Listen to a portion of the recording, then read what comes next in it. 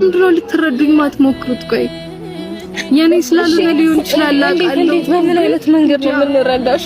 እስቲ አስረጅኝ። እንዴት አድርጌ እንድረዳሽ ነው የፈለግሽው? እንድተወው ነው የፈለግሽው? ያልገባኝ ነገር እሱ ነው። እንድተወው ነው የፈለግሽው?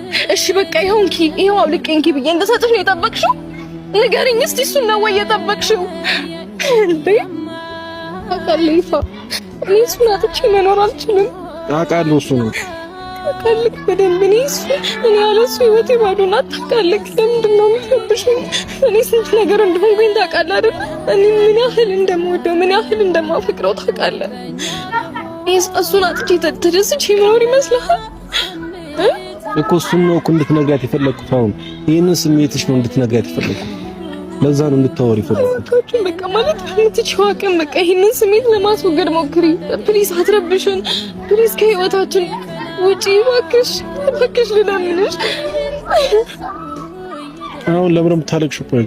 እኔ እኮ እንድታለቅሽ ሳይሆን እንድታወሩ ሊጠበቁት ሁለታችሁ በተራ በተራ አታልቁሱብኝ። አልተረዳኸኝም። እኔ አጥቼ መኖር አልችልም። እኔ ፈልጌው አይደለም የማለቅሰው። በቃ ግን እኔ ነገር እንዴት ይመጣል ብዬ አላሰብኩም፣ ጠብቄውም አላውቅም። በምን አይነት መንገድ ነው መመለስ እንዳለብኝ ራሱ እኔ እንጃ። በተለይ በአንተ በኩል ይሄ ነገር ይመጣል ብዬ በጭራሽ አስቤ አላውቅም። ምክንያቱም አንተም ለኔ የሆንከውን ነገር ታውቃለህ፣ ምን ያህል እንደከፈልክ፣ ምን ያህል መስዋዕትነት እንደከፈልክ አውቃለሁኝና የፍቅሬ ደሴት ነህ በልቤ ዋሻ የከተምክ አልጣ እኔ አልችልም ስስቴን አንተም ታውቃለህ።